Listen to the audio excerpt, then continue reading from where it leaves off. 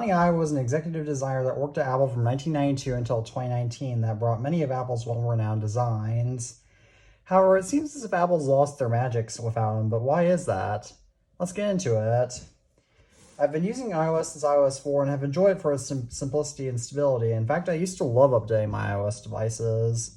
However, I've stopped updating my devices in recent years, but why exactly? Because, I mean, sure, it might improve collectability, but even most tech people now generally update their devices.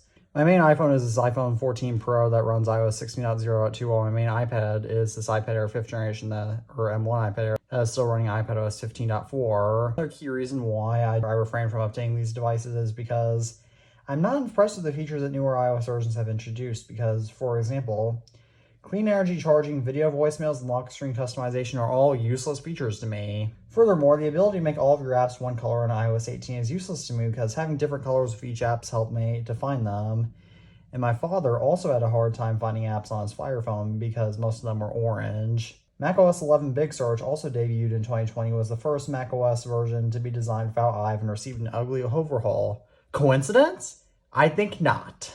In short, a lot of the features that Apple added in recent software updates are simply gimmicks or else their new UI elements are ugly, which never used to be the case. Like, I remember, like, iOS 13 was one of the last iOS versions that I actually was pretty excited about since all of its new features were actually stuff that I found useful, especially in iPadOS 13.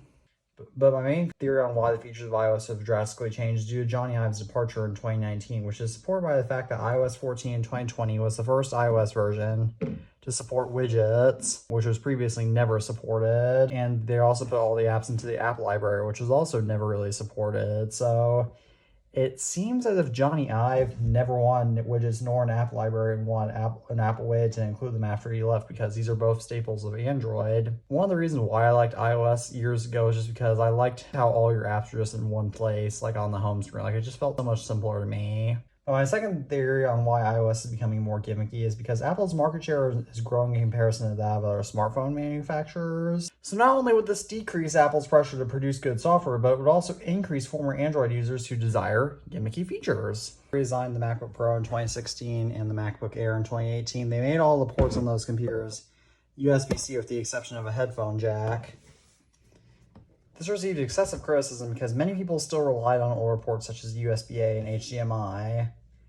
However, Apple had always been known for pushing new technology, so that was in line with their philosophy. However, the redesigned MacBook Pro in 2021, yes, this is a 2023 and 2019 variants, but they still apply.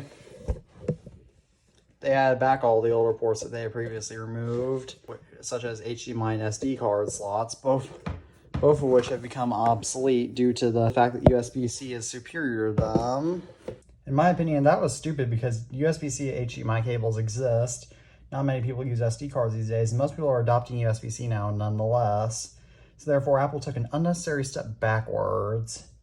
But do you think that Apple has lost their magic following Jony Ive's departure? Please comment that down below. As always, thank you all for watching this video. I'm the iTunes family, and peace out.